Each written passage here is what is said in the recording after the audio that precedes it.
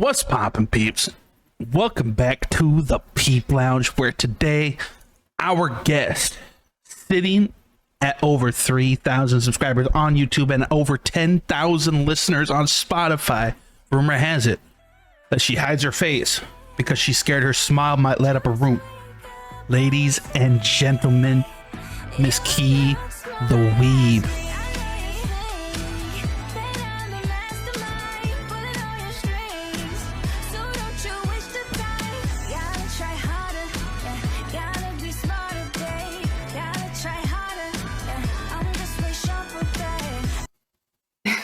Hi. Welcome in, Key. Welcome in. I appreciate you taking time to hop into the Peep Lounge and kind of just chat, BS, answer questions wherever the road takes us.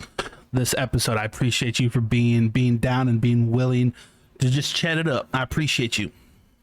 Thanks for having me, Dean. I'm really excited. I love the Peep Lounges, so I'm really excited to be here. I appreciate that. I appreciate that. And like I said, I had to get you on here. You being the individual that you are, you're like one of the most polarizing people in the community. Everybody loves Keetheweeb. And if you don't love Keetheweeb, don't worry, I got your address. I'll be making a quick pit stop to you guys here. No, I'm kidding. No, but Keetheweeb, if you guys aren't familiar with Keetheweeb, she's an absolutely not only talented musician, but she's just an absolute sweetheart of a person. Like, she's one of the most kind people that you will ever come across.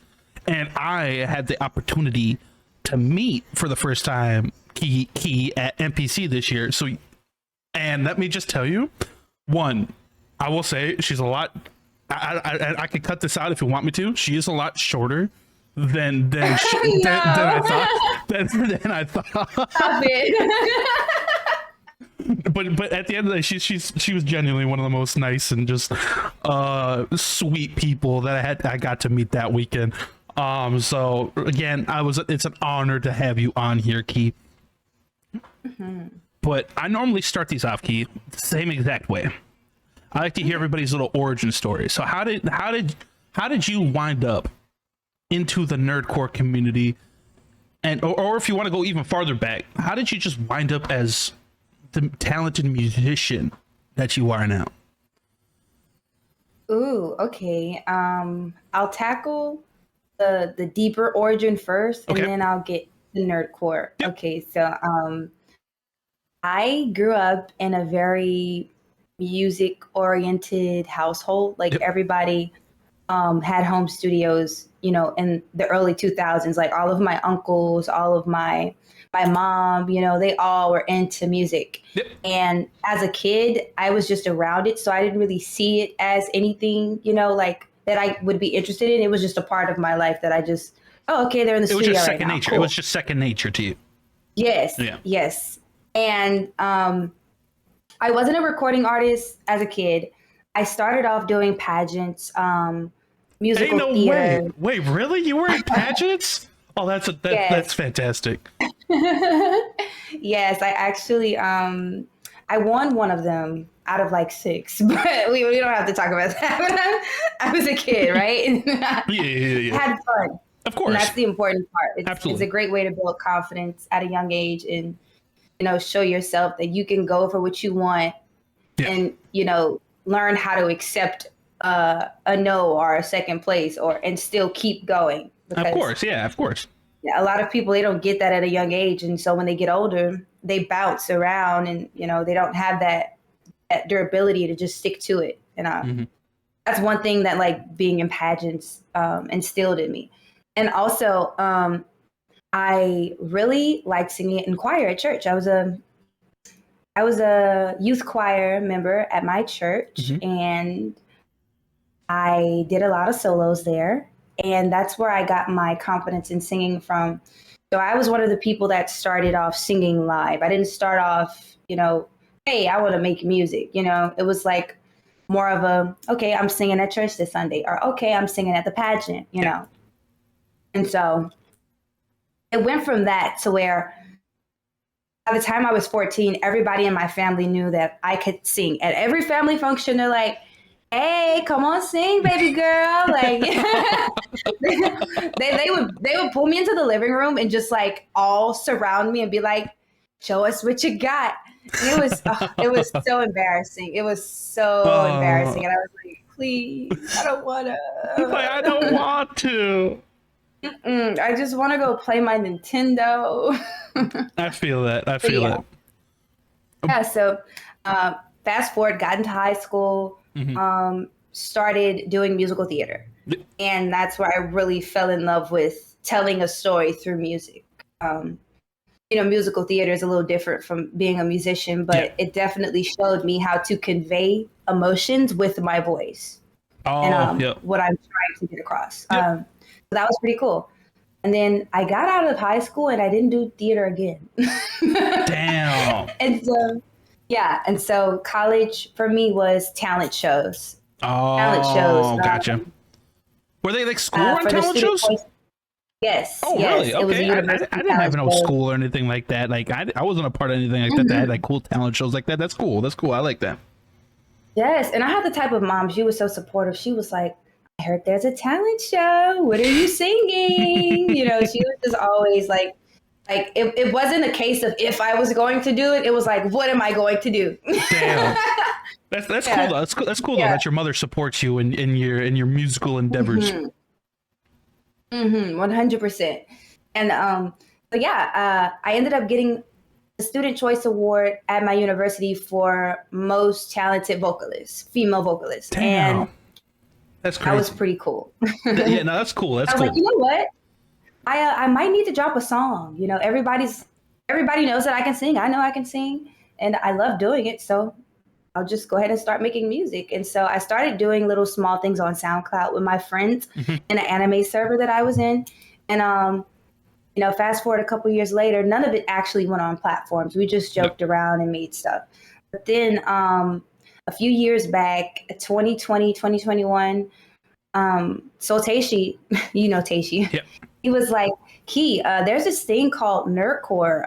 Apparently, we've been doing it this whole time and we didn't even know it. You should try to actually like brand yourself because like you're missing out on a lot of potential fans and connections. Yeah. And so he was kind of the one that just brought me in and he was like, hey, these are the different artists. He showed me DPS. He showed me Fable.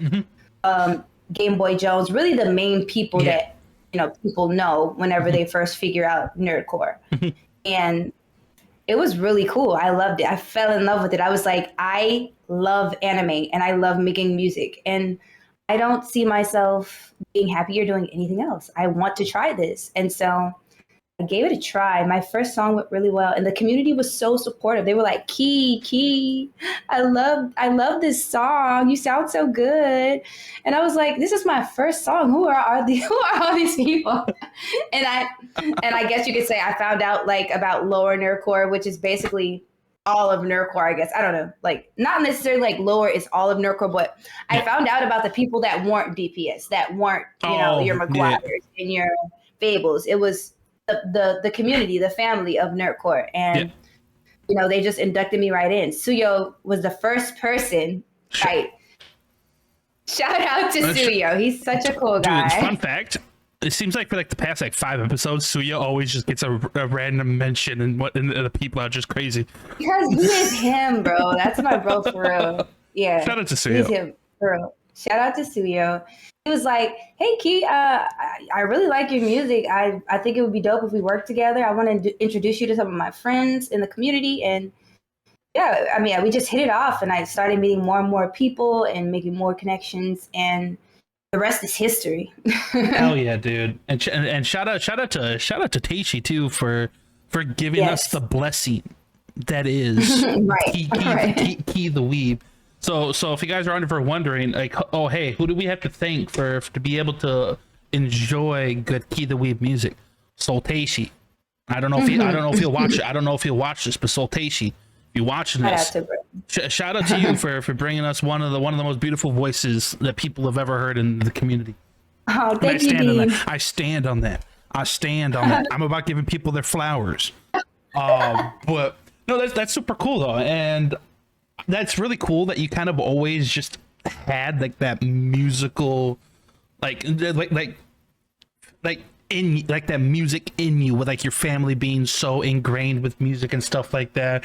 So that makes it very easy for when you eventually got into music, that you had all these people that you could come to and like ask questions and bounce things off of, and that's just like a resource that not a lot of people have when they first start. And I don't know if you used if you did go to these people and bounce stuff off of them or anything like that, but I just feel like that's a good resource to have when you are starting out, is having those people around you right away off rip to kind of point you in the right direction of what you need to be doing, how you need to be doing something, etc., etc. So that's really, really cool. I didn't realize you really came from like a huge music family, or just like a huge music background as well. So that's really, really cool. They don't even do music anymore. It's like I've surpassed them, and damn, it's like it's like it gave me the building blocks. It gave me the blueprint. And, you know, I never had a studio set up until I started Nerdcore. I never really thought about investing in, you know, equipment until, you know, I wanted to start getting paid for my work. And when you invest in yourself, you can actually, you know, be a return investment. And so that's what I sought out to do.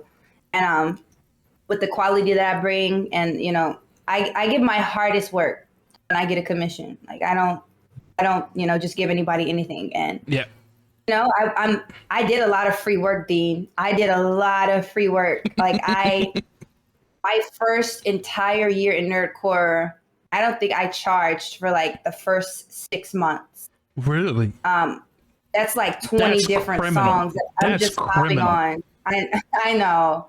But I wanted people to know who I was. And I think I did a good job at achieving that. Cause like, absolutely. It's like you got to give and take. You got to give and take. Yep. You got to do what you got to do. Like you, and I like how even though I feel like it's criminal that you went such a long period of time without charging, I feel like something like that is highly beneficial, because one, people in Nerdcore, the thing that I found out about people in Nerdcore, like obviously I'm talking about the artists in Nerdcore, and being so close with a lot of the smaller artists and stuff like that. They, and I say this in the nicest way possible, this is no dig to anybody or like, but they are broke as fuck.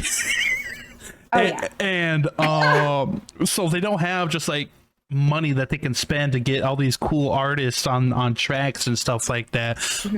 So you offering to like, oh hey, like I'm gonna do these for free for a little bit, just to build up a name, build up a reputation, kind of get like give an understanding to what people can expect from Key.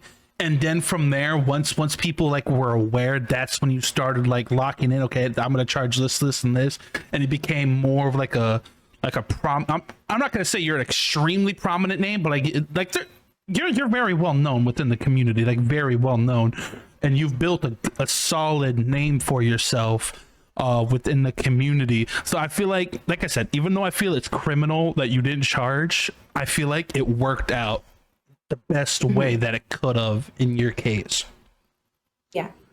Yeah, totally. It definitely did work out. And I didn't take advantage of it, and I regret that. But I'm making amends for that right now. So.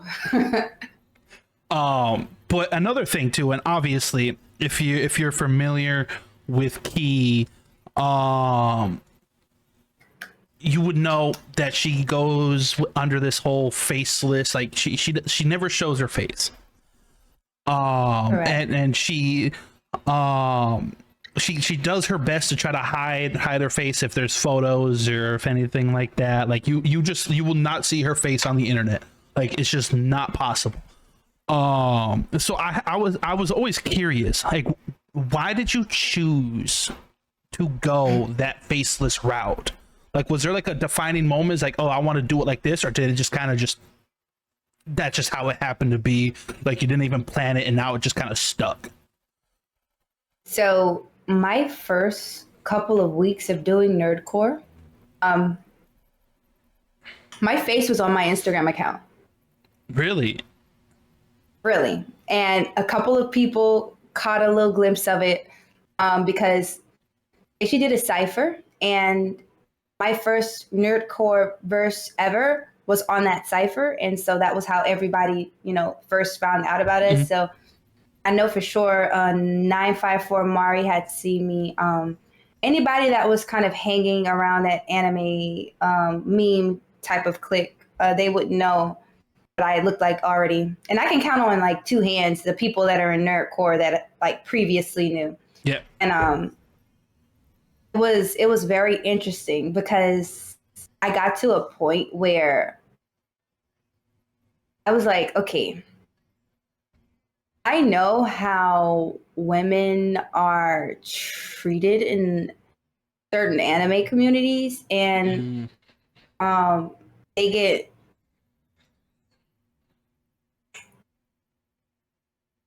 sexualized a lot. Yeah. No. Yeah, no worries. And I feel that I wanted to take that option away. At the same time, allowing my fans to be fans of my music instead of the way that I look. Yeah. I want them to love the music first. I want them to connect with the stories. I want them to, understand the emotions of the songs, and not just because I look good on TikTok and I'm dancing to it or something. Like I I just wanted I wanted to teach little girls that also want to be a musician that they don't have to dress half naked to be successful. Mm-hmm. You can win people over with your talent. Absolutely. That's literally all you need, and that's my goal with that. And also, the internet is weird, Yeah. and people are weird. Yep. and Trust me, you're barking up it's a the little wrong tree. safer. I completely understand where you're coming from. Absolutely. It's safe. Absolutely. It's so safe. and actually, I never thought about it like that. Like, I understand from like being like just a woman on the internet like aspect. Like, cause I could be the first person to tell you, people on the internet are weird. Like they're just it's a cesspool.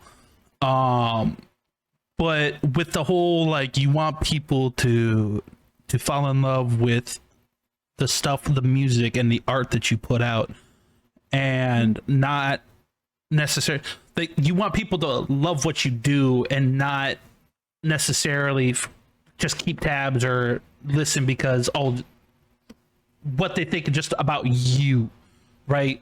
You want people to fall in love with your craft, the stories that you tell, the messages that you send, and stuff like that. I never thought about it from that angle before. That's actually a really dope way of thinking about it. And shout out to you too, because that's incredible. I never like that's something that just I would have never have thought about that. Like it makes because it's like it makes sense, but for some reason I would have never have put two and two together on that situation. Yeah. So big ups to you. So are you perfectly like content being like obviously I'm assuming you have no plans to stop music anytime soon and stop creating music or anything like that. I would assume you have no plans of stopping anytime soon.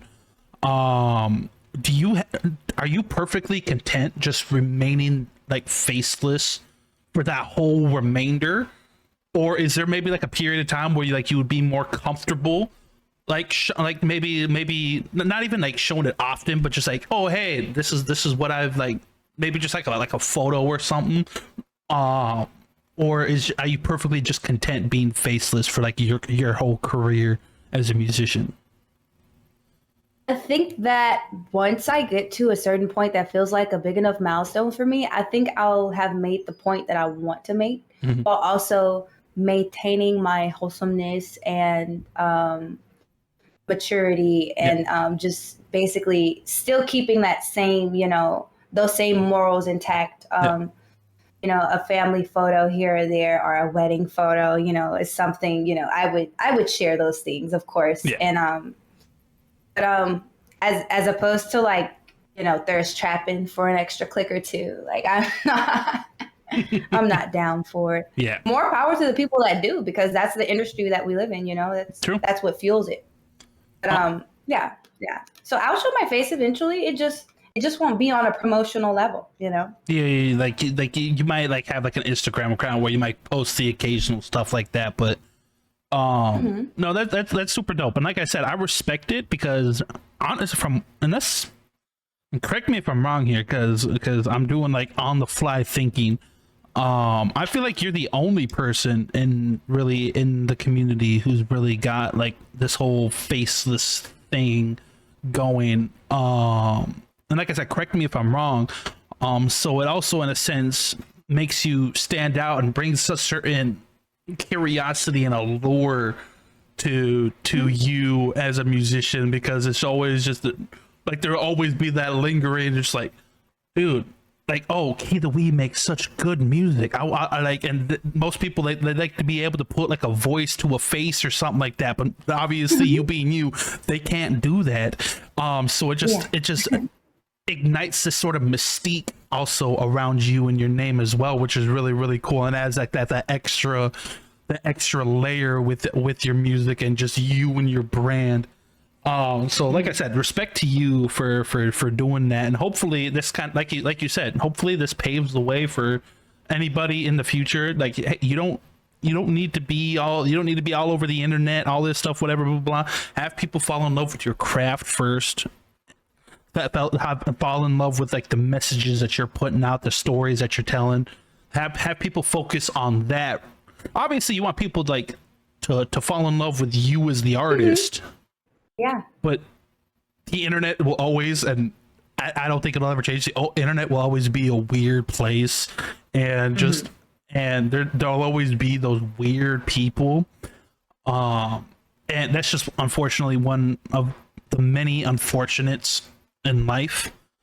But I still have immense amount of respect for the people like yourself who heavily bank on just relying on the quality of your craft. And honestly, like I said, you've done a fantastic job. So like you make very high quality music, in my opinion. It's just overall good sounding, and I feel like I'm not alone in saying this, but you're genuinely one of the best, not even just vocalists, just one of the best musicians in the community. So big ups to you on that, and keep doing what you're doing on that. Keep doing what you're doing. Definitely, Dean. Thank you so much. Of course. But you also, like, obviously, you like we just discussed here, you're all faceless. That's like your whole thing. But I know that you also are not. You have not shied away from taking opportunities to perform live and perform at shows and perform at conventions, and just have that live performance kind of experience. As somebody like there's been plenty of people in Nerdcore who perform at this point, but from somebody like of your perspective, of somebody who has like that kind of like faceless anonymity. I don't know if I said that right. But you don't really like go around showing your face everywhere. Do you always feel like nervous to do those live shows or performances, knowing that, oh hey, like nobody knows what I look like?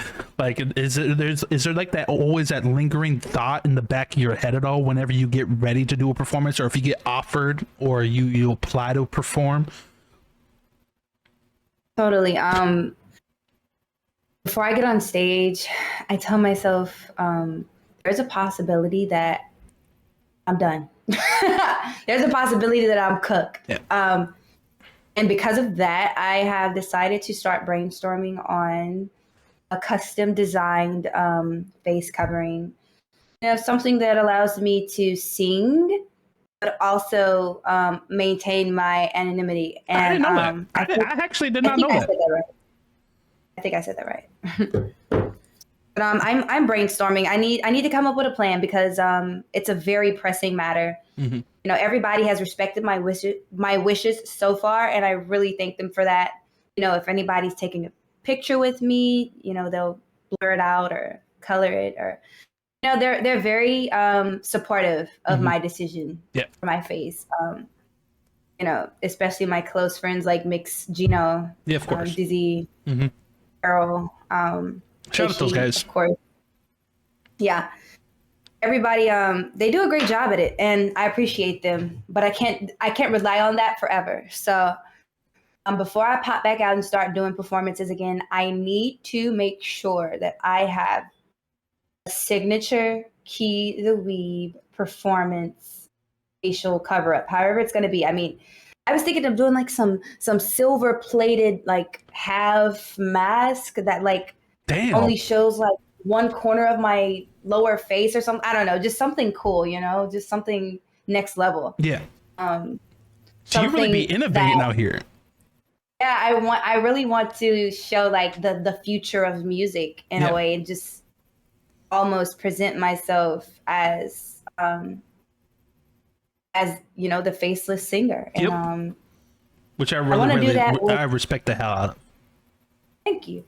I really want to do that though without covering my head, the whole head. Yeah.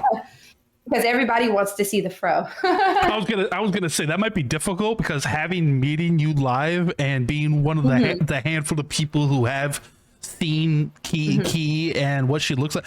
One of her, if you've ever had the opportunity to meet Key, probably her most prominent feature is just her hair, like and just the sheer amount of hair, and it's just like her.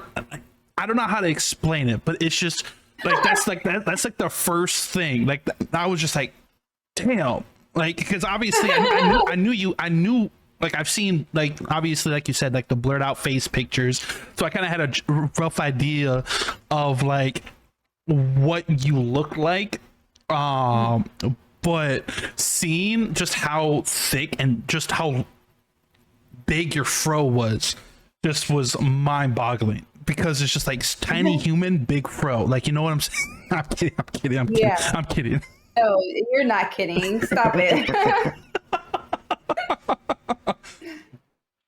But that's super dope though, that you kind of wait. Did you say you're working on it, or do you have it, like the mask? I'm working on it. Okay, you're still working on it. I was thinking about just letting my hair cover my face, you know, and just doing something like that. And I think that would be so dope. Like, hell yeah. Like you see somebody and like you only see like the mic and just hair. Like yeah, that's super dope. And like I said, just the amount of stuff that you're willing to try just to further that anonymous faceless brand of yours is, like you said, you want to get like this whole custom thing. And even though like there's probably masks out there, like you can easily just even get something like one of those like face masks that people were wearing during COVID, stuff like that. But I feel like those ones in particular, that might like hinder your singing because they're just so pinned up to your face. But it's just like cool stuff like that. Like I hope you know, whenever you come out and you do like come up with something like a mask or like a face covering or whatever it is that you decide, you have to sell it. Like you like there's no way you cannot have it and just not find a way to mass produce them and sell them to the public, man, because you know those would sell like hotcakes. I'm telling you right now, those would sell like hotcakes. You're right. I need to look into that for sure. Oh, but and continuing with like the performing side, how is it? Because obviously, like I said, you don't shy away from taking opportunities to perform at shows. As somebody like who like you're not, and I don't mean no disrespect when I say this, but you don't have as large of a following as some people in nerdcore. So that it's like you perform at a convention or stuff like that, and most people might not be familiar with you as an artist, or your music and stuff like that, do you ever get like nervous when you get on stage that people like, oh, like, will they like it or will they not like it? Or like, do you ever like have those like overthinking worries or anything like that before you approach a stage? Or how like, what is it, the mindset that you get into when you get onto a stage that you can kind of just like zone in, do what you got to do, give the best performance that you can, and do the best that you can to get the crowd to enjoy and love the show, the performance that you're putting on? Oh, I'll say this. Lucky enough, Nerdcore has a fan base that is very kind and open and non-judgmental. Yeah. Is it the same for the anime community at the conventions? Not so much, but the fans of Nerdcore that show up to these conventions and concerts, they came there to see it because it's what they want to see. And that's the most exciting part about it. So the only thing in my head is giving them an entertaining performance and giving my best vocals and being kind. There are some people that are rude to their audience, you know. Yeah. You know, if they don't see anybody engaging, they might, you know, get a little disrespectful on the mic because they're starting to feel played. But I have a different approach, you know. Yeah. I really love Mitsuri, the love Hashira, because I really do feel like love is like the biggest healer. Not only for the people that aren't being so kind, but for yourself. Because if you approach everything with love and like, not necessarily love, if you approach everything with amity and like kindness, you really won't soak in the negativity that is there. Yeah. And so when I'm getting on that stage, my top priority is just to have a good time and sing my best. And I'm working on like having like an actual performance, like, you know, Cam Steady has all these, Xiao Dao has all these performance segments in their show that makes it, you know, very climatic. Is that what I want to say? I don't know. And it's, you know, it gets interesting. So I really want to craft something, you know, that's unique to my own self that I can provide to an audience. But until then, I'm just going out there and giving them everything that I got. And as long as I know that I did that, I'm happy. I didn't expect, you know, many people to know my songs at MomoCon when I did Anime Rap Takeover. Yeah. But half of the crowd was singing it, you know, and if they weren't, they were definitely singing it by the second chorus. And I got off of that stage and, you know, this girl was like, wait, I didn't get your Instagram. I want to follow you. I want to listen to your music. And I was like, that's the best feeling ever. Like, you don't know me and you saw me up there and now you want to. That is so cool. And I'm glad that I can connect with people in that way. That's super dope. You won't connect with everyone, though. You won't connect with everyone. Absolutely. But it's okay. You're not going to, like, it's impossible. Like, you're not going to resonate with every single person. Like, it might come down to, like, oh, like, yeah, you make good music, but it might not be just be people's styles. Like, there might not be something that they're into. Or maybe the subject matter, or whatever it is. So it's literally impossible. But it's just the fact that, like, and in my I'm not a performer, but obviously being a content creator, I'm an entertainer. And I don't expect to do a stream or to post a video or to do this or do that and please and have everybody love and resonate with it. But even if I get like one or two people who resonate with it, and they love it and they just enjoyed it, right? That's enough to make me happy as just a creator.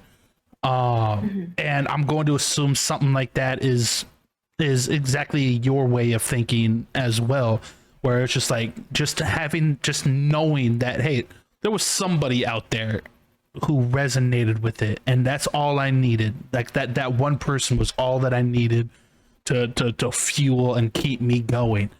So that's super dope. And speaking of the performing, if you guys aren't aware, Miss Keetheweeb also partook in a little charity concert that I put on last month, at the end of last month, in the month of September, which again, thank you, Key, for being a part of that. But you're welcome, but don't stay little. You were very successful and it was huge. It was amazing. I appreciate that. I appreciate that. I appreciate it if you're watching this and you guys watched it. I appreciate you guys for coming in, and even if you guys you weren't active in chat and you guys were just enjoying the music, I appreciate you. But I'll post a little clip over on top of this. But I gotta ask, with your set in particular, I was curious on how you were gonna tackle it. Obviously, you being who you are and you keeping your face hidden and stuff like that, I was curious, like, what is she gonna do to like, because I knew she was gonna do something. You were gonna probably try to find something to do it that's unique and different and stands out, and boy did you. And so I gotta ask, how did you stumble? And like I said, I'll post a clip in here so people who don't know what I'm talking about, they'll know what I'm talking about. But how did you come up with that idea to kind of silhouette yourself like that? Like, were you just doing research? Was it just a random spark of an idea that you had? How did you come across that idea? So I was actually looking up online ways that I could perform without showing my face. And they had a couple of suggestions. So they were like, okay, well, you could do a VTuber model. And, I was like, not in the budget. and then they were like, just do an overlay with the lyrics. And I was like, I don't want to bore them to death. And then I saw silhouette and I was like, okay, I might be able to do this. My first state of mind was to go to the department store near me and buy some type of backdrop and a light and do it like that. And then I was like, what if I didn't do that? What if I had like a visual in the background behind me relating to each song that I could feel like an actual concert set in a venue?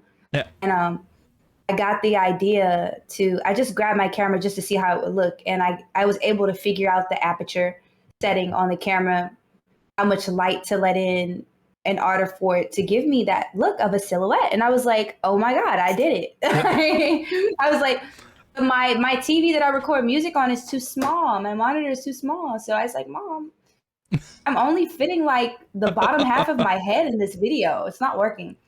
She was like, well, honey, we have the TV downstairs. And I was like, oh my God. So that was just a TV? That was just a TV that you had in the background? It was a television. That was crazy. I thought it was like a weird backdrop with a projector type thing. Like I thought I know. It was a 46-inch television. That's crazy. And I set it up in my room and I played each set behind me while I recorded, my set. That's super cool. I didn't even realize it was a TV. Yeah. I thought it was like a weird, because it looked like it could have been some sort of like projector that you were just projecting onto maybe like a giant, like a wall or something behind you. Yeah. And you were because of that, like, and the way the lights were shining, that it gave you like the silhouette figure. But I didn't realize, I had no idea that it was a TV. That's crazy. I had to make it work. That sounds and it sounds like the most scuffed thing too. Yeah. It was like, okay, they use LED lights at a concert to pull this off. Yeah. They use an LED screen, and I was like, maybe I can pull this off with a television. Mm-hmm. So I got my big old TV from downstairs, and I was like, let's give it a try. Absolutely. And, if it looked corny, I would not have done it, but it actually came out great. So I'm excited. Hell yeah, dude. Hell yeah. And I'm curious because, one, I would love to, like, for future charity concerts that I put on, I would love to have you participate in those. But two, I'm curious on how you'll tackle those. I'm curious if you will do the same thing or if you try to find different ways to, because it seems like you're just a very creative person. Like you don't, like, there's ways that you could be doing things, but you're not satisfied. Like you want to find different ways to make yourself unique and really stand out. And you're willing. By the sounds of it, you're willing to go the extra mile and not compromise a certain vision that you might have with yeah, you got me there. Like Once I see something, I have to see it through. Like I have to figure out a way to do it. Hell yeah, and that's right. a good mindset to have, because it shows that you're determined, and that you like pretty much you're not gonna give up. Like you're not gonna compromise anything. You're not gonna just give up because I'm having a hard time putting this together. I'm just gonna scrap it and find an easier thing to do. Like no, like that doesn't seem like the key thing to do. So again, it's not very key of you. so shout out to you, and again, I appreciate you. I know I've said it plenty of times already, but I appreciate you willing to participate in that concert. And I hope that there were some people at home who might not have been that might not have been familiar with Key, who walked away becoming fans of Keetheweeb. And I hope that was the case with all the artists that were showcased on that concert. There was a bunch of talent. There was a bunch of just dope musicians all across the board. I feel like everybody killed it. So shout out to all the artists. Shout out to Key who participated in that charity concert. Shout out to you guys. Shout out to those guys. But another thing, and this is just like a random question. I like to throw in like random questions here and there. But is there anybody within the community that you haven't worked with that you would, sort of like a dream collab? Like, is there anybody like within the community that you really, really want to work with that you haven't yet? Try to manifest it, put it out into existence. One person? Oh, it can be as many if there's multiple. If you have multiple people, feel free to name them all.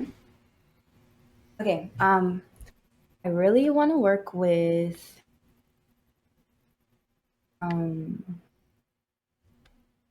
Put you on the spot here. Really, I know. I want to see how I want to work. Okay, I really want to work with Xiao Dao. Okay.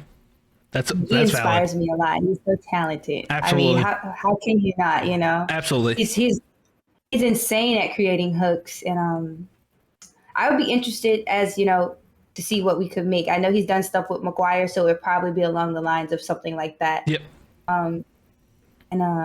Yeah, definitely want to work with Xiao, man. Dude, I would literally kill somebody, and this is for the record. And for the record, this is a joke, but I would legitimately kill somebody to see that. Joke. We know, Dean. It's okay. I gotta make sure. I definitely want to work with DPS. Of course, yep. Yeah, Daddy Fast Snaps. He is a perfectionist, and I am a perfectionist. Absolutely. The difference between me and him is he is a perfectionist with years and years of experience, and so there's a quality gap there. Yep. But I definitely am excited to work with him. One day. Oh yeah. Yeah. I also want to work with Hala. Ooh, fingers crossed. Hala and Key would actually go stupid. Yeah, I don't want to spoil anything, but we've been cooking ideas. Nothing concrete. Well, okay, so what I'm hearing is that Hala and Key coming soon. That's what that's eventually. That's what I'm hearing. I'm kidding. But no, you and Hala could cook up something fierce. Obviously, there's so many people that I want to work with, but were you gonna say something? I'm sorry. No. The floor's yours. The last person that I would have to say out of like all these people that I'm thinking of right now, Ben Schuller. Oh yes, dude. As somebody who is literally a Ben Schuller fan, shout out to Ben Schuller for personalizing it for me. But as somebody who's a Ben Schuller fan, I love that dude to death.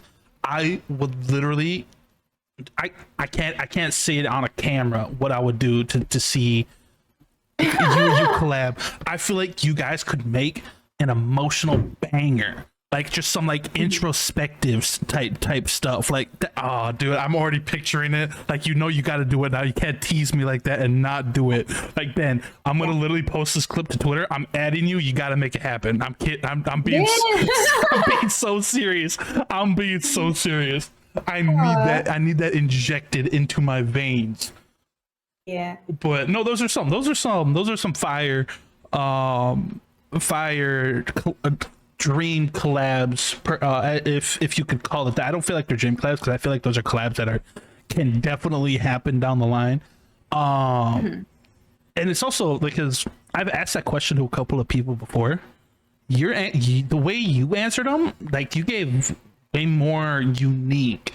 Like obviously people will say DPS and Fable and those guys, but I've never heard anybody say like a Shao or a Ben Schuler and stuff like that. So I like that. It's different. I like hearing just different names and like different like and putting it into existence by hearing like you and Shao.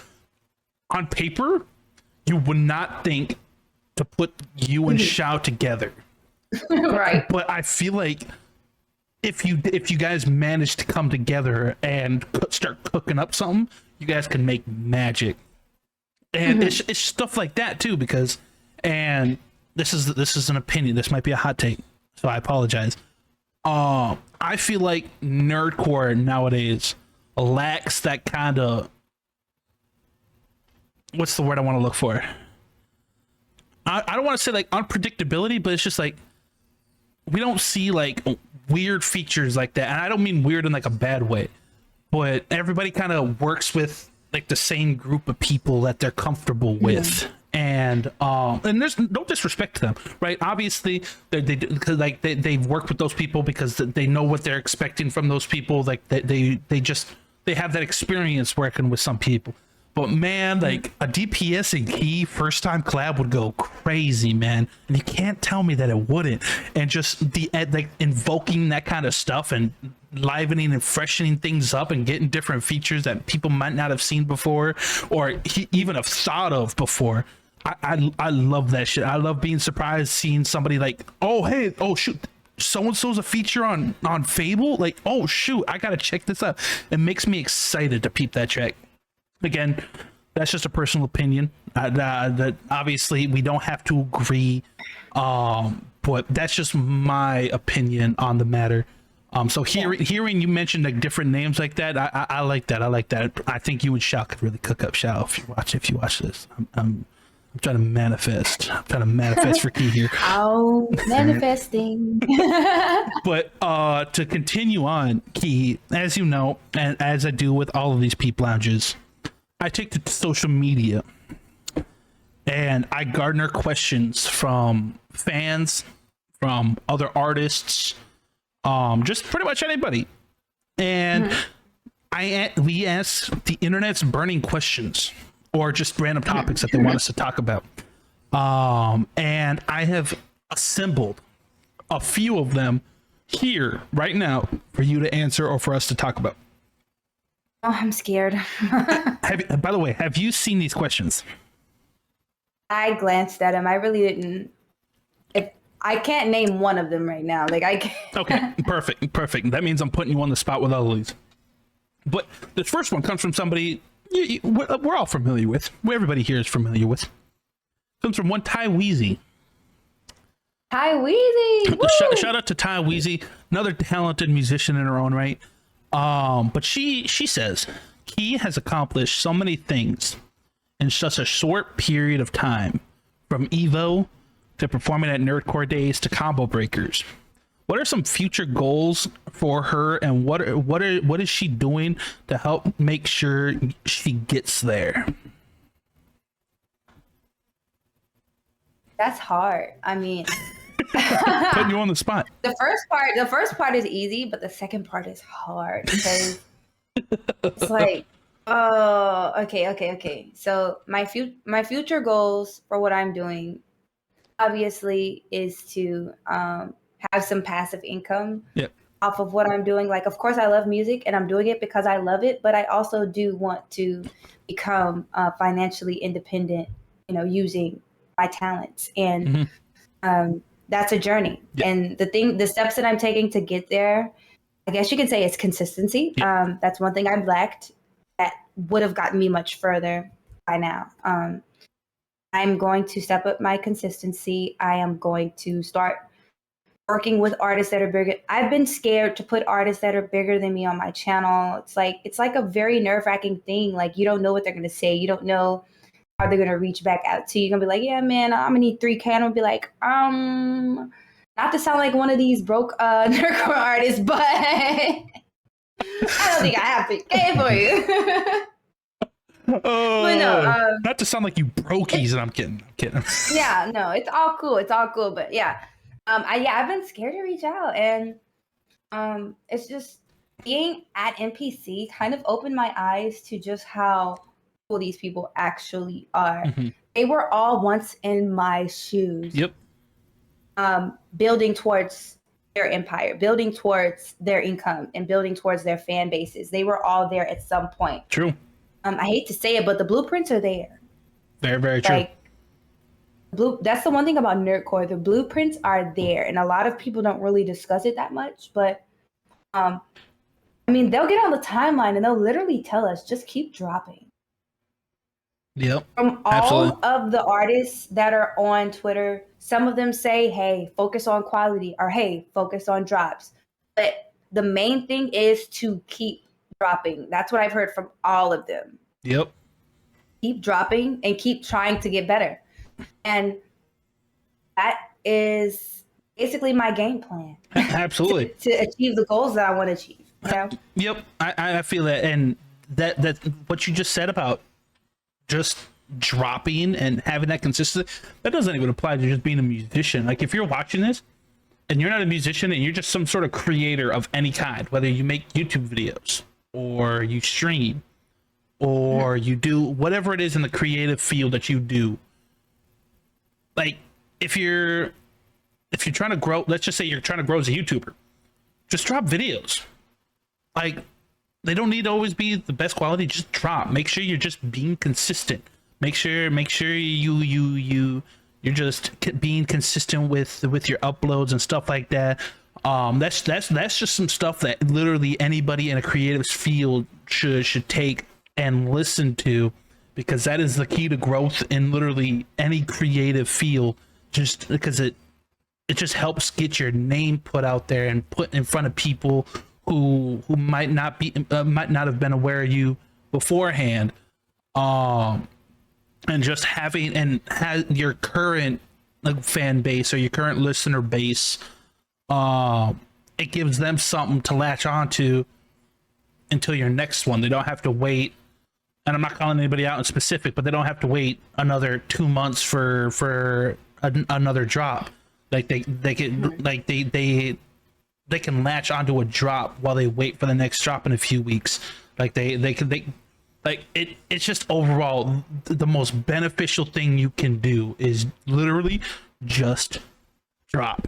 That's literally all you got to do. That's literally just the most simple and easy way to put it. So I love that, because I feel like, especially with the Nerdcore, it's very, the artists and just everybody in the community, the one thing that I feel like they're good at is they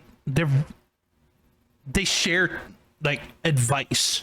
Like, they don't gatekeep like growth tips or anything like that. Like, if you ask them a question, I wouldn't say that. Wait, what was that? I wouldn't say that. You wouldn't say that? Nah. You think they do gatekeep? To a certain extent. I feel that, and this isn't just like me like gossiping or anything. This is just like my pure feelings. I think that they want people to work for what they want. They don't want to spoon feed them the recipe. I think they want them to understand what it takes to get to where they are and how much work you have to put in. And so they'll get on there and they'll give a lot of tips and they'll give a lot of encouragement, and they'll say, don't give up, and they'll say, keep dropping and, focus on your quality. They're giving you sound advice. Yeah. But I feel like it's to a certain extent, because they still want you to experience growth as an artist, because if you don't experience that growth for yourself, you won't understand it and you won't be able to maintain it once you get to that point. I feel that. Yeah. So that's something that I think that they practice. I think some of them. like there's some people who will literally tell you everything you like. If you ask them a question about anything, they'll give you the best answer that they can. But then, and like you said, there might be some people who just want to let you have your own adventure, like let you follow the path that you want to follow. And 100%. And I never thought about it that way. And I get like people, and I guess I'm not a musician. Like I'm from a musician standpoint, obviously I'm not a musician, so I'm not like in talks with a lot of these musicians and stuff like that. At least like some of like the more notable names. Obviously, there's some artists in the community that I'm pretty close with. But I never thought about it like that, like letting you carve out your own path and you grow on your own and having that experience. Because honestly, now that you mention it, it seems like it's just beneficial for everybody involved, because it makes you feel like, let's just say for you, for example, when like eventually I know it will happen when you grow into this massive artist that like I said, I believe that you will be. It'll make it just that much more satisfying that you accomplished it. Like, yeah, people gave you help and advice along the way, but for the most part, you built everything on your own. And just that fulfillment of knowing that is going to make that journey and make you accomplishing your goals that feel that much better. And I feel like that's just like an experience just as a creator that you can't replicate and you can't duplicate. Just having to know that, oh hey, whatever you're doing, like you're doing it your way and you're growing and you're succeeding and it's working. Like there's just that dopamine, almost that dopamine rush of when you finally start accomplishing some of these goals and these achievements that you wanted to. Like I feel like I never thought about it like that. I never thought about that. Thank you for opening up my eyes on a different lens almost. I appreciate that, because I never thought about it like that. No problem. You know, and that's just my own gut feeling. Yeah. You know, they of course can tell you what it really is, of course, but that's just something I've come to observe, I guess. Absolutely. I now that you've said it, I kind of agree to you with to an extent, because I just never picked up on it. So like I said, I appreciate you, dude. He's dropping gems on y'all right now. I hope y'all got your pen and paper out. But this next question, to keep the ball rolling, comes from somebody that I know me and you are close with. Okay. There might not be as reputable and notable yet, but me and you are very familiar with this person. It comes from Absolute Zero. Absolute Zero, our homie. He asks, what's the future of Keetheweeb? Do you see yourself doing nerdcore music long term, or is there a goal you have past nerdcore music?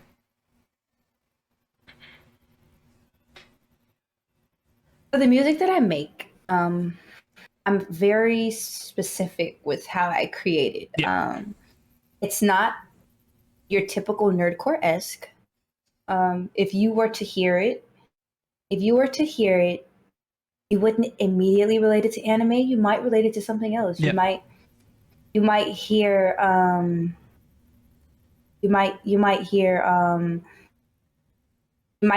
Koji, and you might just, think of somebody who's manipulative. Yeah.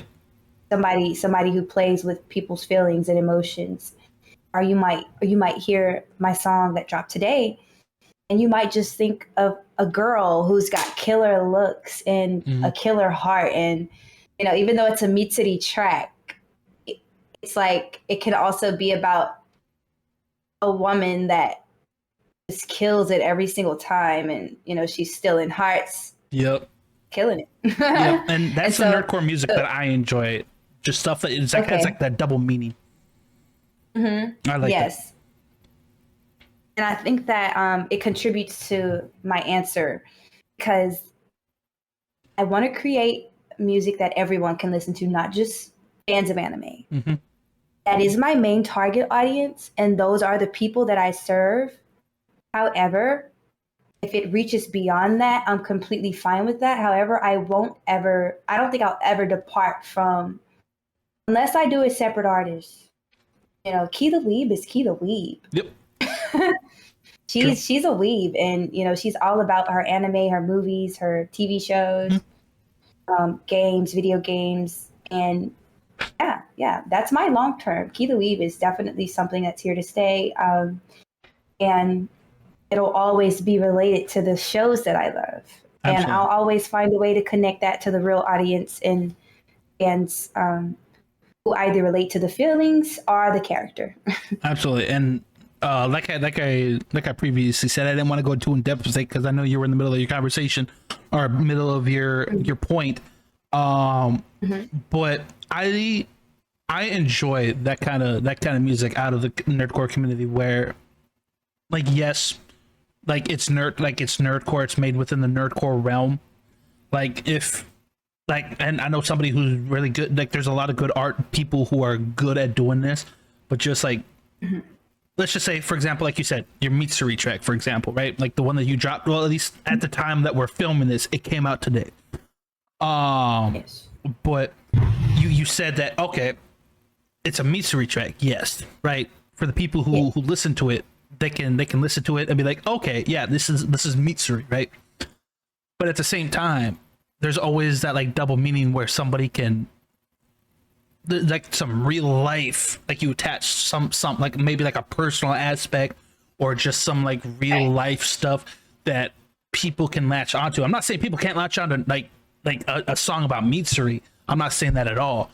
But having that ability to attach like a personal like experience that you've had with a character or a show and stuff like that, I feel like helps people get invested, not into just the music that you put up, but again, you as an artist, because they're just like, okay, like obviously this song yada yada is about this character, but there's also a meaning of emotional struggle and going through some hard times. And everybody, if you're old enough in life, if you've lived long enough on this earth, everybody goes through hard times. We all go through emotional turmoil. We all go through that stuff. So that's something that everybody can relate to and that everybody can attach to, and kind of just put themselves in those shoes, and just that connection, I feel like is like unbeatable. And that's why I always enjoy those kind of artists who are good at I think I always say I respect artists who are good at generalizations, where obviously people, like, you can watch it, it's like, okay, yeah, I can definitely tell how this is a Mitsuri track, but I can also tell how this is a Keetheweeb track. Like this is about Keetheweeb as well. And I just find myself coming back to and enjoying that type of music more. And again, there's no disrespect to people who just like make nerdcore music and just strictly about like a character or a game or a show or whatnot, yada yada. No disrespect, like everybody's talented in their own right, but that's just the music that I find myself enjoying the most. And so I love that. I love that answer. To chime off of what you said though, my goal, now that you've mentioned it, I wanna rephrase it a little so people understand, you know, my goal long term in nerdcore is not to venture out of nerdcore. It's for it to become so big that people that don't listen to nerdcore want to listen to nerdcore, because I feel like there's still a general audience that thinks it's lame. There's still a general audience that doesn't feel like it's real music. And with the select artists that we have in this community rising up and that are at the top right now, I think we're changing that very much. Absolutely. The quality isn't what it was 2 years ago. The quality isn't what it was 3 years ago. And I feel like it is my personal goal to get to a breaking point where fans of anime and regular people are enjoying our music. Yep, and I feel like there's some good artists in the community who do a good job at almost kind of like bridging that gap almost. Where like for the nerdcore, it appeases nerdcore fans and people who love the genre of nerdcore music, but it also, like, you can play it for people who might not know nerdcore, or might not be as into nerdcore or anything like that, and it's still just an overall just a good song at the end of the day. Like, it doesn't have like a label attached to it. At the end of the day, it's just a good ass song. And like I said, I feel like there's a handful of artists who do a good job at kind of bridging that gap between just nerdcore and I don't know if I don't want to say mainstream because I feel like it doesn't go that deep, but just I'll just say nerdcore and outside of nerdcore, like they do a good job at just bridging that gap. And I feel like there will be a place where there'll be a time where we'll get to where nerdcore is almost more normalized. I don't know if that's the word. It needs to get to a point where at the music awards there's a category to win. Yeah, and I feel like it'll be a little bit, but I feel like there's definitely like they're headed in the right direction. Just because, like I said, just sound quality, subject matter. Like I said, the people who can tie in real life stuff, with whatever topic that the song might be, and I just feel like nerdcore is just headed in a good direction from a music standpoint, and I'm excited to see where things go from there. Like hell, I don't think we're even that far off from seeing nerdcore checks being played on radios or just random stuff like that, and being like, it's crazy. Like nerdcore artists, like, yes, we make songs about nerdy things. Man, you wanna know how cool it would be to see like a Keetheweeb mystery track in Demon Slayer, like have it like within the anime itself as like officially canon, Yes. or somebody who makes a song about a video game and it gets put into the video game. Like I know that's happened. awful. I know that's happened before once or twice, but I feel like it should be happening way more. Yeah. Like I feel Oh like my gosh, I feel like it'd be. Dean. I feel like it's literally perfect. I'm right here with you. Yes. It's literally perfect. It needs to happen. It needs to happen. We are capable of making amazing music that are catered to these shows. Just imagine us getting special access to in-depth character designs, to create and craft the music for these animes. It's what we do every single week. Yep. And I think that the anime production studios, whoever is assigned to music, are the contracts that they have with Sony, are the contracts that they have with Warner Brothers, whatever music contracts that they have in line, to keep everything rolling. They should definitely reach out to independent artists too, make some room for everybody. Yep. It doesn't have to be, a big black tall gate Yep. that you can't get through, and you're just looking on the inside like, dang, I got to be a part of that label if I want to sing for that anime, like, because when you look, you go, okay, who made the song for this opening? Okay, they're signed under Sony, got it.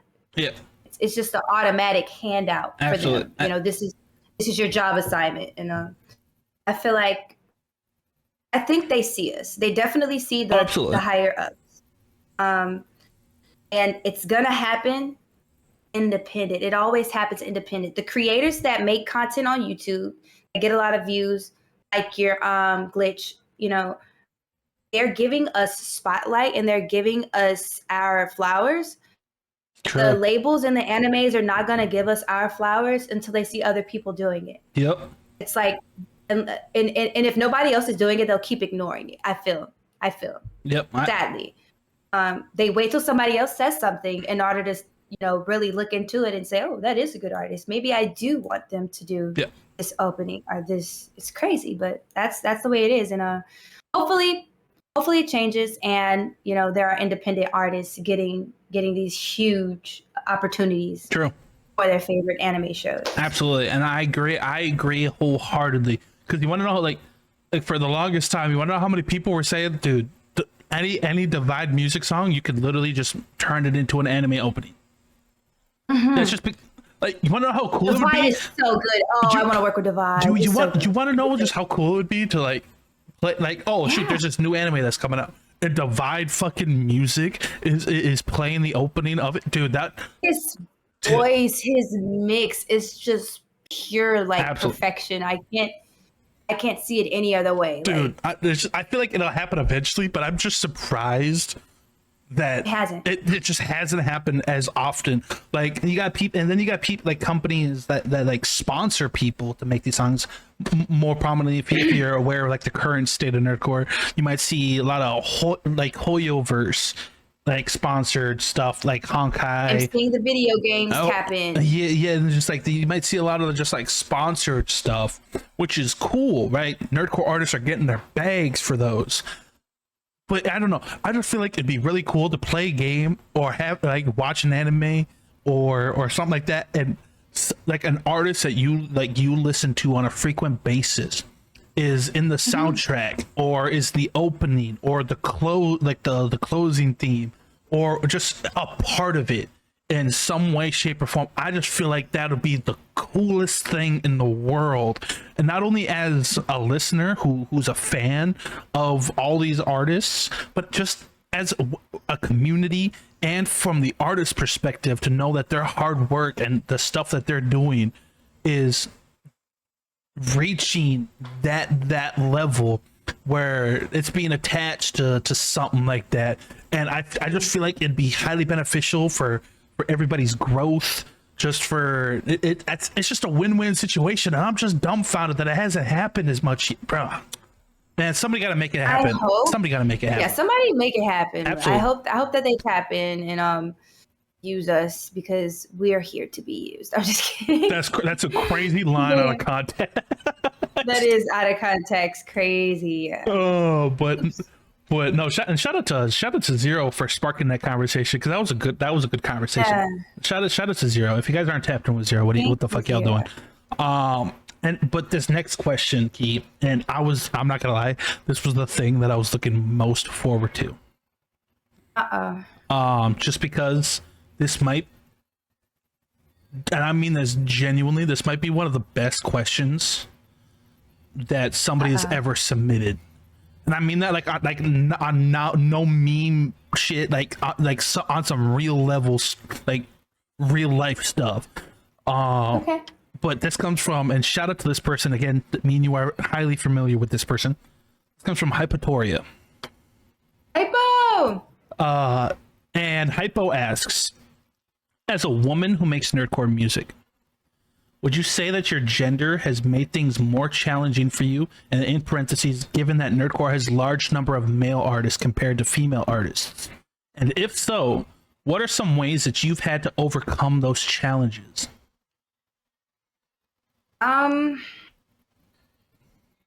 It's a little tough, being the only girl in the room multiple times. Yeah. Not in a way that I'm uncomfortable, because everybody in this community has a great way of making me feel at home. Absolutely. Without being inappropriate. It just feels like I'm with family. I trust these people, right? Yeah. And that's something I experienced at MomoCon, primarily men. Something I experienced at NPC, primarily men, like all of my friends. Yep. And it was very enlightening to feel that amount of support and love around me from, the opposite gender, and it not be weird. It's just genuine. And of course, there's always going to be a few that are like, kind of, you just got to stand your ground. You just got to really, you got to draw the line. Some people aren't good at drawing the line and, saying like, hey, I'm uncomfortable, or hey, I don't like the way you said that. Can you say that again? I'm not going to disclose the information, but there was an instance when I first got into the community. Okay. And this guy was like, yeah, so when are we going to Tokyo? I heard you wanted to go to Tokyo. Will you gonna let me take you to Tokyo? And I was like, I have a boyfriend. Yeah. Oh, I feel that. So then he's like, oh, no, Key, I'm sorry. I didn't like that. I swear. I was just, like, okay. Yeah. Yeah. But it happens. But it's just, I really like when the male artists in this community challenge that stigma and they do go with a female, and not just because she's a girl and it's a girly song and they need a girl on this song. They genuinely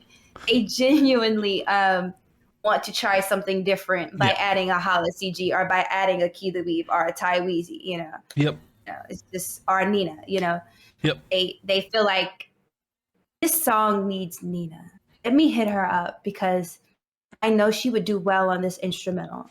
Not because, oh, this character is hot. Let me get Hala CG to do it because it'll just match the voice so it's like yeah.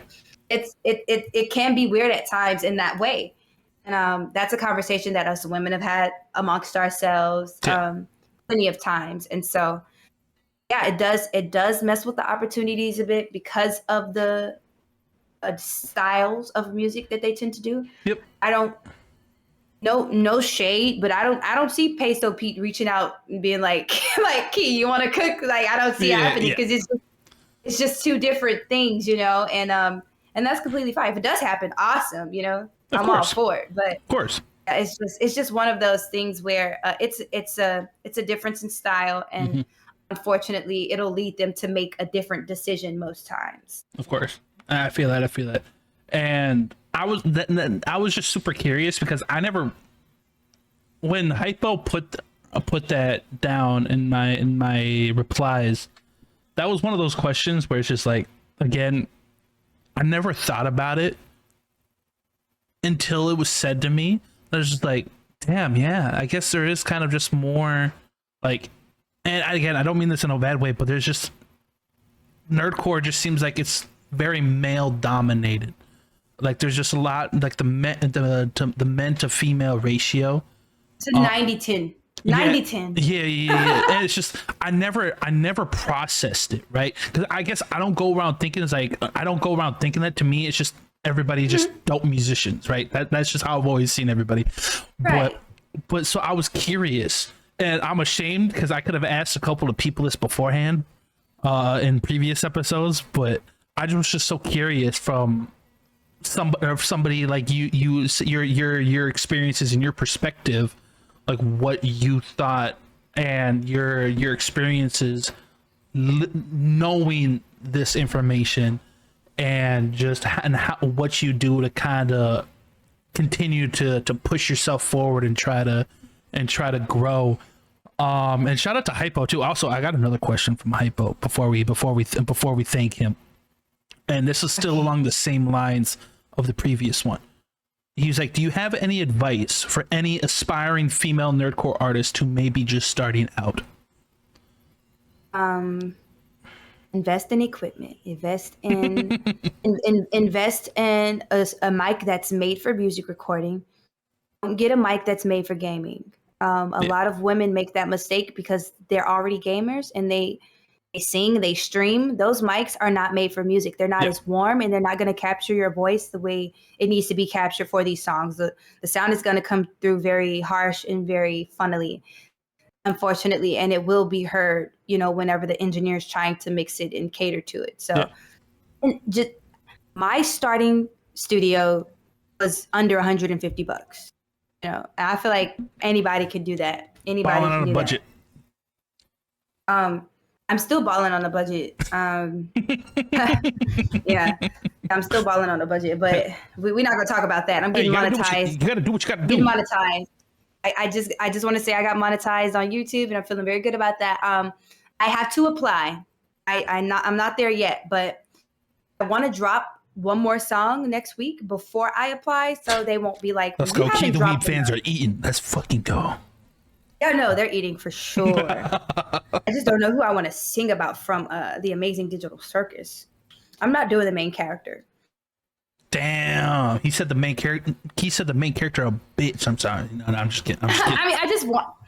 They give us so much about the other characters. I really want one of them to shine. Like I feel that. I really do. But yeah. What was I gonna say? Oh, yeah. So if you're a new female artist in this community, just hit me up, ask me. I mean, I'll tell you anything. There are girls that text me all the time in this community. That's real. And they've got like 10 followers, and sometimes I think it's just somebody on a burner account messing with me. But I'll tell anybody anything they need to know. I'll tell them about studio equipment, about SEO, about knowing when to drop, what to drop, and how I make those decisions. You just kind of got to pay attention to, what you think will do well and also what you like, because both matter if you want to be successful. If you just want to make music about what you like, you can do that. But if you want to make music about what you like and grow, kind of got to find that middle ground of what'll do well and what you like. Absolutely. I feel that wholeheartedly, because I see people just dropping songs about something that's just like I haven't even heard of, and it's just like, I mean, that's cool at the end of the day, because like there might be two different sides. There might be people who are making music just as a hobby and just for fun because they enjoy doing it, and then there might be the people who are making music because they want that as a career. They see themselves doing it in the future. If you're doing it as a hobby, more power to you, man. Hey, keep doing what you're doing, man. Like at the end of the day, man, you're just doing it because you want to have fun with it. I respect the hell out of that, man. So you gotta have those things that you just enjoy doing and you just have fun doing. But for the people who want to make a career out of something like this, Nerdcore is already saturated as it is. If you want to make a career and get to a point like somebody like a DPS or a Fable or a Rustage, or just like where you can say you can confidently do this as like a full-time thing, you definitely got to approach it with a different mindset.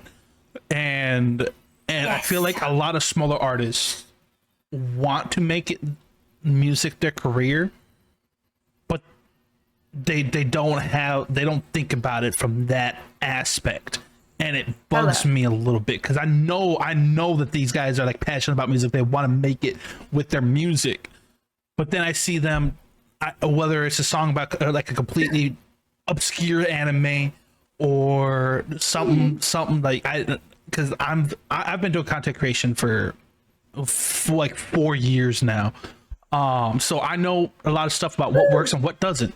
And so when I see like, oh hey, like I don't like the way you even titled this, right? Like I maybe would have titled this something different and put this first, because people will see this first and it'll garner attention.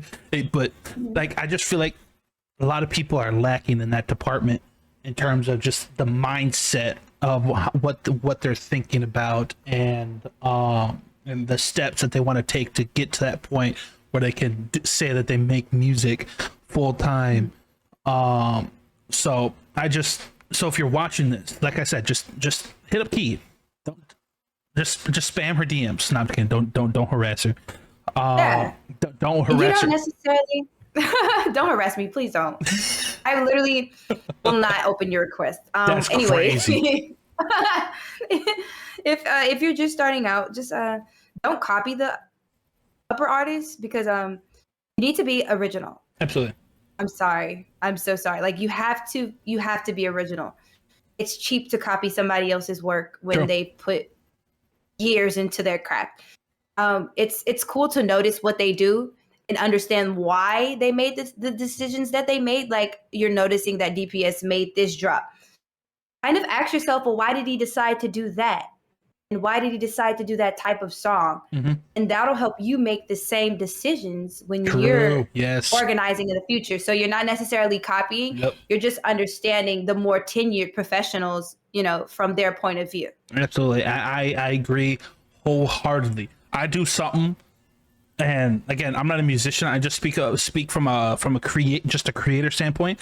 I do something that I like to call the yoink and twist.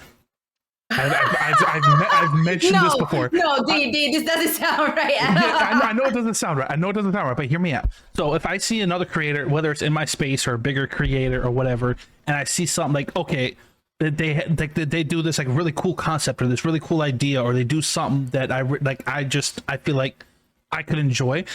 I take their idea and spin it in my own way, and I twist it. So I yoink their idea, put my own like little spin, my own flair, make it my own, and I go from there, right?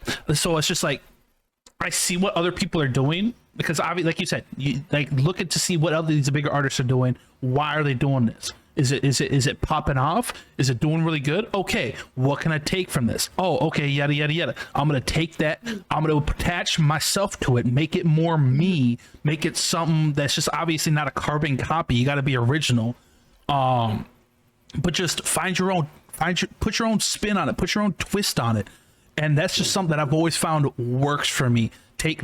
Pull somebody's idea or a concept from somebody, put my own flair, put my own spin on it, and go from there. That's something that I've always kind of done.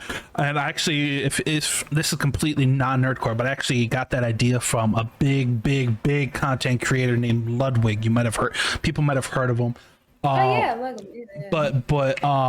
he actually is the one who instilled. I watched a video and he was talking about some like how to grow as like a content creator or whatever, and that's something that stuck with me. So that's something that I always do with my content. You can do it as a musician. If you see something like that a Rustage or a Divide or DPS is doing, and you use it's like, okay, what they're doing is popping, find a way, like, okay, what are they doing right, put your own twist on it and make it your own, and then go from there.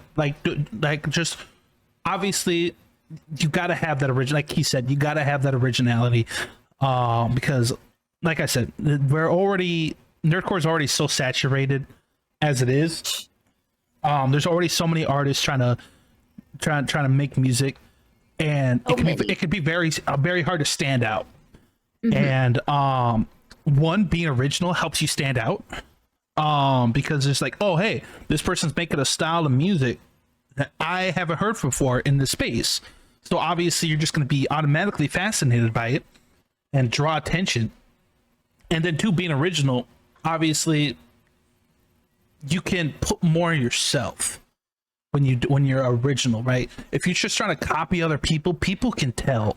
Like, people aren't stupid. People can tell. Like, people aren't stupid. Like, we can tell. It's like, oh, okay, you can definitely tell this is like heavily inspired by so and so, or yada yada yada. Like, you know how many baby rustages I ever heard? Like, it's not even funny. Baby rustages are crazy. Oh my god! All you have to do is like that high pitched voice thing, and the speed rap. They do that little combo there, and I'm like, Like, and I'm not saying that it's not dope. Like it's still like, but it's super dope. Yeah, it's rustage though. but it's just like, you gotta, like, that's not gonna help you stand out. That's not gonna help build, because let's just say, for example, somebody sounded or pretty much approached a lot of the same things as like Rustage does, right? And pretty much just like that exact, like a 1-for-1 almost. You take his flow, you take his tonality, the pitches that he uses in his voice fluctuating, like that's stealing. And well, no, it's not. But it's like, so let's just say there's Rustage and there's a smaller artist who practically does that exact same thing. Why wouldn't they just click on Rustage? Why would they want to click on you? Hello. Like so it's just like why click on the smaller artist when Rustage is already there and doing that exact same thing that you're copying from? Like, there's no point for them to click on you and your music or your content or whatever it is that you're doing, because like there's somebody better doing it. No offense, but there's somebody better doing it. There's nowhere that I can go that I'll hear another Suyo. There's nowhere that I can go that I'll hear another Johnel. There's nowhere that I can go that I'll hear another Dizzy 8. It's like, we're not, like, it just can't be replicated. And if it is, it's very noticeable because they're extremely original artists and they sound like themselves. And a part of that is just knowing your voice. I agree wholeheartedly. So just try to find the thing that works for that. Obviously, one that you want to do, right? Obviously, you don't want to make music that you don't like doing. So try to find something that you want to do, and find something that can make you stand out by doing that. Maybe a different style, or whether I don't know. I'm not a musician, so I can't go super in depth with stuff like that. But just try to find a way to set yourself apart. Like, what makes you different from all these other artists trying to do this exact thing? Like, why should people click on you? Why should people check out your music? Why, like, give them a reason to be invested into you as an artist. And again, with how saturated nerdcore is, I just feel like it's not a lot of people break through that glass ceiling and truly find a lane for themselves. And it's disappointing, but that's just how it is. But if you follow those steps, like Key's a good example. Key's very unique. He brings her own style. He brings her own sound to the community, and she's ever growing. People love her. Bigger artists, smaller artists, consumers, like everybody loves her music. I'm gonna cry. I'm being serious. Like I said, I'm about giving people their flowers, man. So he is a perfect example of it can be done. Like, you can find what works. You can find that niche. You can find whatever that sound is that works for you, and you can grow from it, right? You just got to put in that extra effort to find it. So again, shout out to Key. These are some good ass conversations we're having. God damn. I'm loving this episode. You're gonna hate what I got planned up next for you. No, but but no, shout out to Hypo too for really starting a good conversation. Those were some good questions, and I appreciate Hypo for taking time out to leave a question. But this next thing, Key, do you have access to be able to open up our DMs, our Discord DMs? Okay, because a certain individual wants me to send you a certain photo, and I'll put it up on the screen for the people at home. The same photo that I'm going to be sending to Key. But this photo, you can thank one Red Rob. Oh God.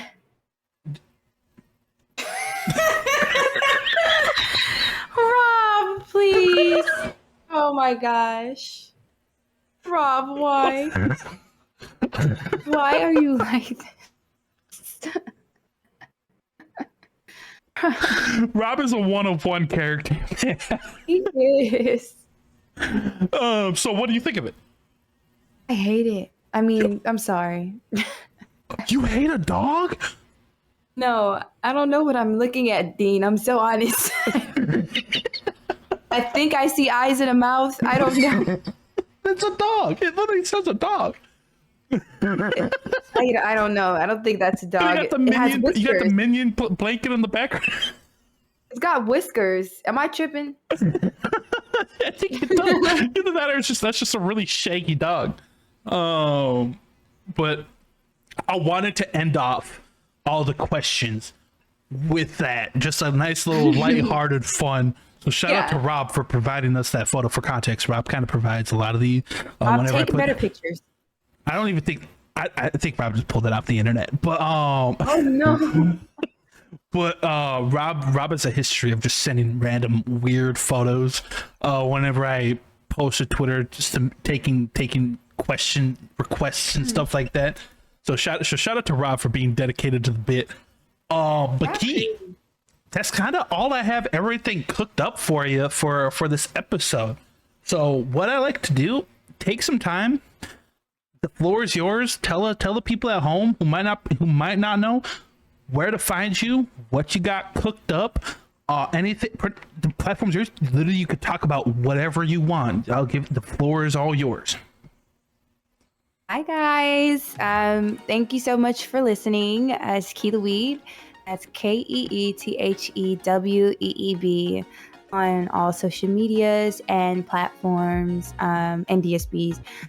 You can find me there, chat with me. I'm very kind. I'm not a mean person at all, unless you're sometimes.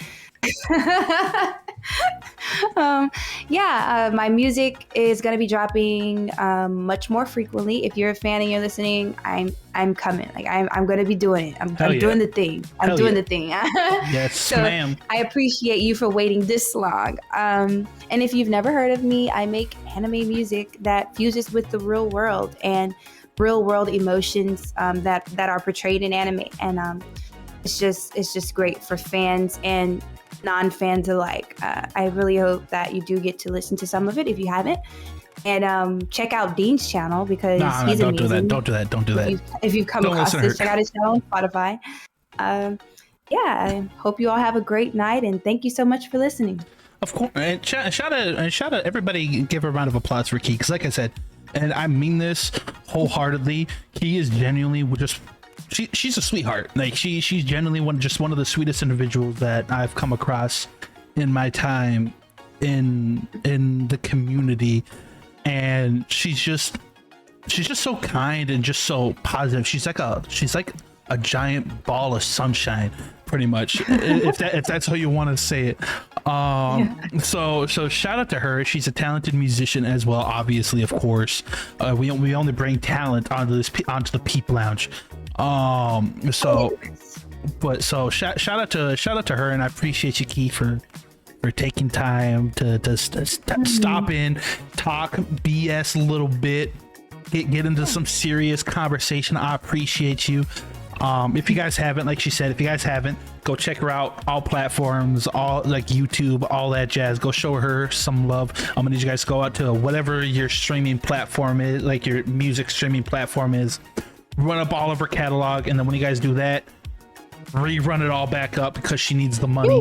We all need money. If you guys want to hear better music from Key, or not like better music, but better quality music, so she can upgrade her equipment and stuff like that, keep running up her music. Go show her some love, and because she absolutely, like I said, she absolutely deserves it. Every ounce of love and success that she gets from here on forward, and I mean that wholeheartedly.